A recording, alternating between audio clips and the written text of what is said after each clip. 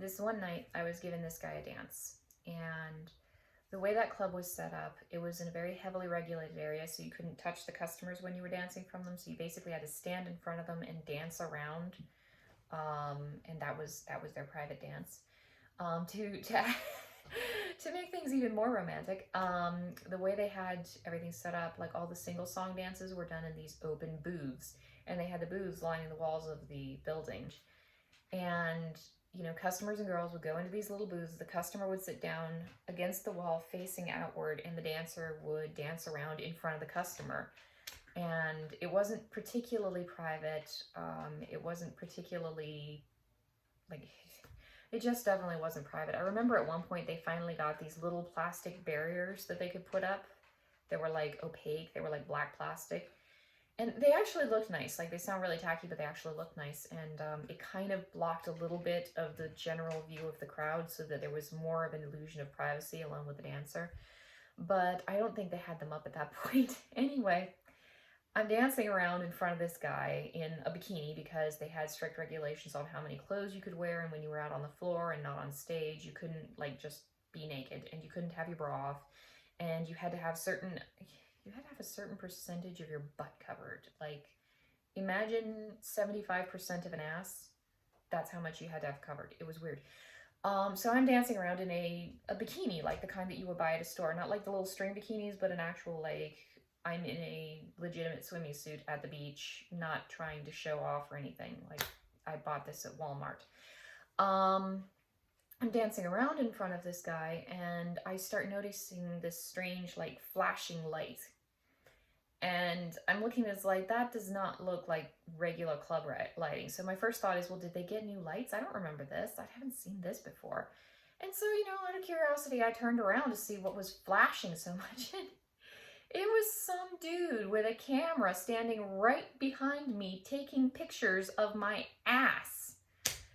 And I mean, he was really clicking away on that camera too. So what you had was my butt, and then me turning around, and then me with this look of pure homicidal rage as I stared this guy down. Because, my first impulse was to do something very violent to this man, because he was taking these pictures of me that were, like, not okay. Like, one of these days I need to probably make a video about why dancers don't like having their pictures taken in clubs, but generally speaking, dancers don't like having their pictures taken in clubs. So he sees me seeing him, and he runs. And I go to run after him, and, I probably had a decent chance at catching him, but I didn't get out of the booth before I stopped, turned around, grabbed my purse, and then I went chasing after him. And I got to the doors of the club, and the bouncers were all standing around. I was like, you didn't see a guy running through here, did you? And they were like, yeah, some dude came shooting out of here like a bat out of hell. Why? And I was just like, you didn't think to stop him, did you? So somewhere out there in the world are a lot of pictures of my ass. That's wonderful. That's totally what I wanted to have happen. I probably had a much better chance of catching him if I hadn't stopped to grab my purse. Why didn't I stop? Why did I do that? Why did I stop to grab my purse? Well, the thing that flashed through my mind was, this is a perfect setup. He's taking these flash camera photos of me, which is definitely going to get my attention. It's going to be very obvious it's going to get my attention. I turn around, I see him, I chase after him, because that's what any stripper would do. Like, you chase after the guy. You don't want him taking those photos out and then, jerking off to them when, pardon my language, it's probably not YouTube appropriate. But anyway, you don't want those pictures of you out in the world. Like, you don't want those on the internet. You don't want those, like, in some guy's wank drawer. You don't want that. So, it's very predictable that I would chase after him. Guy number 2 that I was just giving the dance to reaches over, takes my purse, walks out of the club with it, just a casual stroll. Nobody notices him, and I'm so upset chasing after guy number 1 and trying to stop him that, I don't notice my purse is missing until much later, and by that point, anybody could have taken it. It's a really good setup, and the guy that I was giving the dance to, he seemed like a perfectly nice guy. Like, he seemed like a really straight up, honest, innocent, not a con artist kind of guy. but I still stopped and grabbed my purse. And that might seem really paranoid. Like, do you really sit around thinking these thoughts about potential criminal behaviors all the time? And it's like, well, after you've seen some of the things I've seen in strip clubs, yes, actually I do. So let me tell you some things that might lead me to be the kind of person who would expect like a two-person purse stealing operation for which I was the mark. Which I don't honestly think that that was what they were doing. I think guy number one who was taking the photos was just a complete idiot and thought, hey, if I whip out a camera in the middle of a busy strip club with bouncers standing all around me and start taking a crap ton of photos with the flash on, nobody's going to notice me. I mean, people are dumb like that, yeah. And the other guy that I was dancing for seemed very, very not honest. It's just, there's always that chance. I have had my purse stolen once. It was when I first started dancing at the Shitty Titty Bar, and I was warned not to leave my money in the back room. Kind of, it wasn't a warning.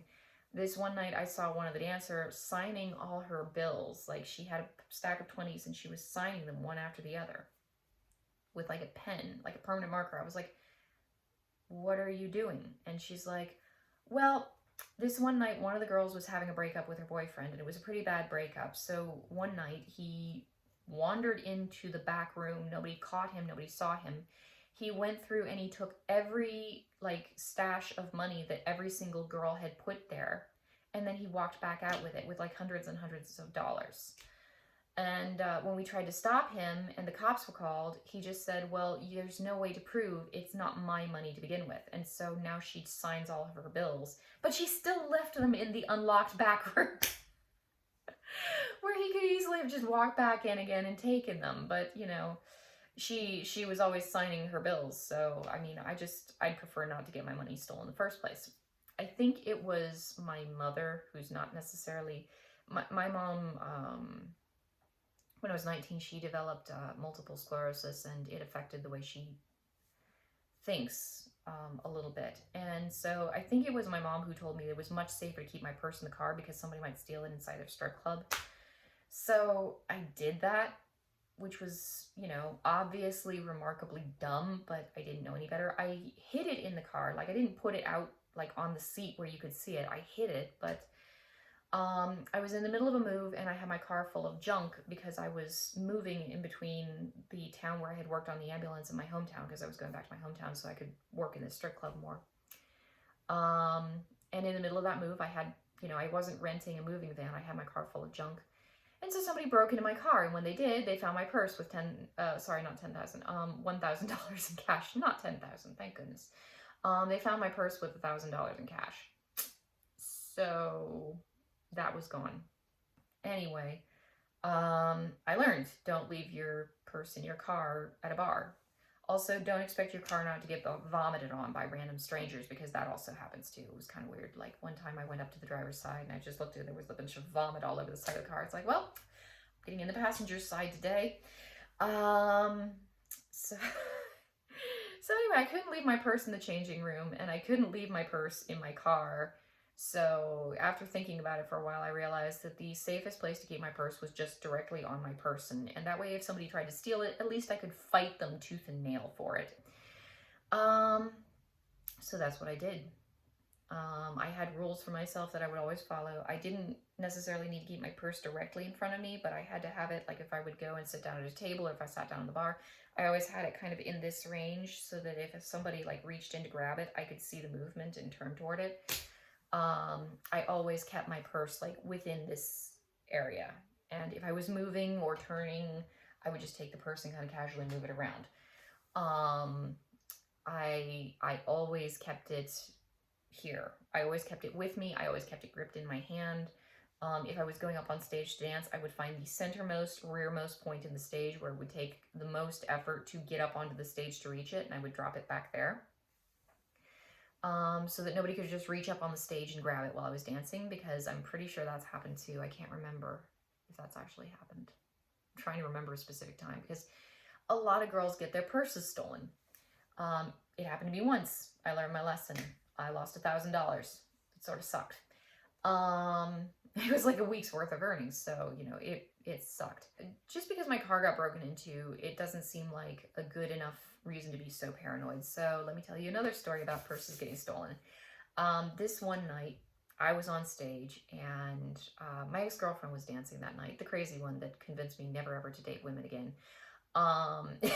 She was there, and I'm on stage, and this strange woman that I don't know walks up to the edge of the stage and holds up, just shoves this gigantic, garish purse in my face. Like, this thing was black and white with some sort of crazy, really, really ugly design, and it was huge. Like, it was bigger than a grocery tote. It was just this gigantic monster purse.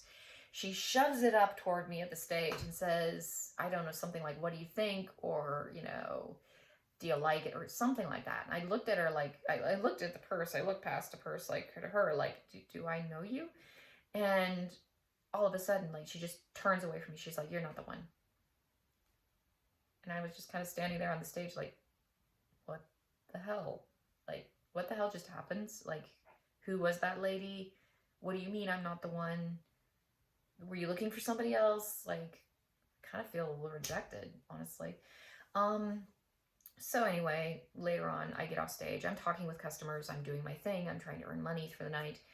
My ex-girlfriends, I guess, ran into the same lady, because I go into the changing room at some point to, check and make sure everything's okay. Maybe change my clothes. I can't remember. I go into the changing room. My ex-girlfriend's there, and she's got the garish monster purse, and she holds it up. She's like, isn't this gorgeous? I got it for only like $20, $50, $70, something like that. I got it for only, this many bucks. And, it's definitely loud. And so I looked at it, I was like, yeah, it's nice. It's nice. And she's like, yeah, this girl, she came, she sold it to me. She told me the girl's name. It was Zena. I'm like, there's a woman actually out in the real world whose name is Zena, but I can't say much because I wasn't using my real name anymore at that point anyway. So I guess she sold this purse to my ex-girlfriend, and my ex-girlfriend loved this purse, like, just loved it. And here's the thing about my ex-girlfriend. If you've known somebody like this, you know exactly what I'm talking about. She did this weird thing where she would love someone and then hate someone, and then love someone and then hate someone, and then love someone and then hate someone. And she would bounce back and forth between extremes like a ping pong ball. It was honestly, it was pretty impressive to watch her. And I mean, that was how our relationship went. It didn't last very long, and it was the same thing, oh my gosh, number one, she called up all her family, relatives, friends, everybody, and to let them know that she had a girlfriend. So, number one, right away, I knew she was just doing this so that she could scandalize people. And then number two, like, she went straight from, oh my gosh, my girlfriend is so hot, don't you love my girlfriend? Oh my gosh, I have a girlfriend. Oh my gosh, she's so hot, to, I don't know when everything went downhill, like, necessarily. Like, I got pretty cold to her pretty fast because she wanted to use me as an ATM, and I wasn't thrilled about that. But, you get the idea.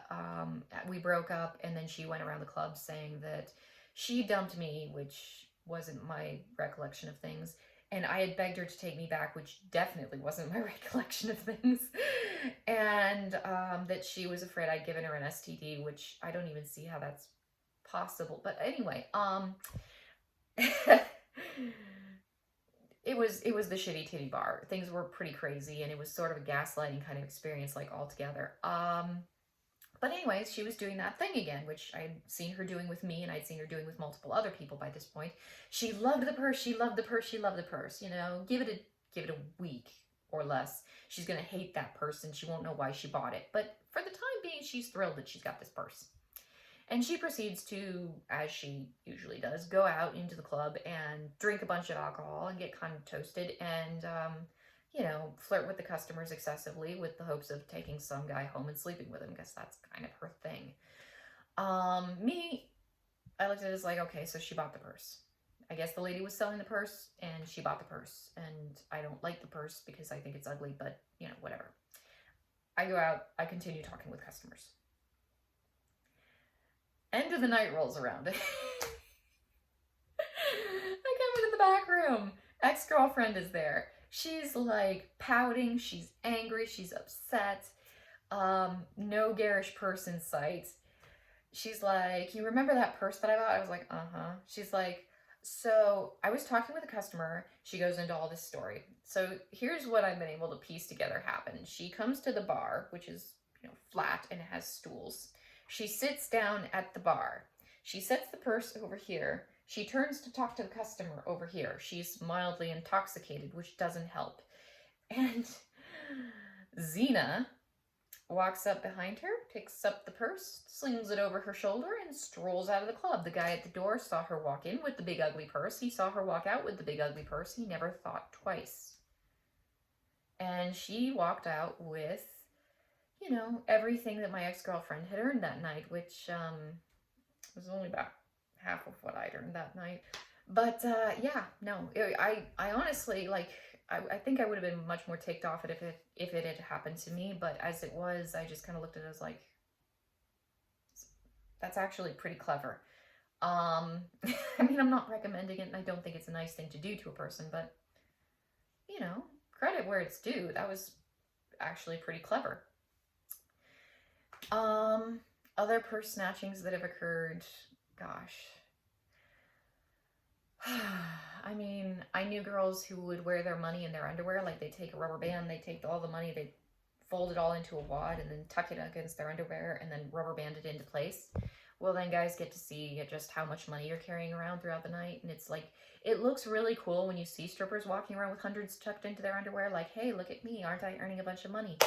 But then, then it's really easy for those girls to get robbed, which is not so fun. I remember when I was in New Orleans, which was, well, it was New Orleans, and there was this one girl. She was a youngish dancer. She was really, really sweet, and she was in the back room, and they called her name to take her to go up on stage. So she rushed up on the stage because she was running kind of late, and she was busy, and she was like, I guess, adjusting her hair and makeup, whatever. She forgot her purse, so she went up on stage. She was there for 2 songs. She got down. She went back into the back room, and her purse was gone. Nobody else was in the back room. No customers, nobody like that. One of the dancers stole her purse. And so we all had to go through, empty out our entire lockers, go through all our stuff, open up our makeup bags, spill our makeup out on the table.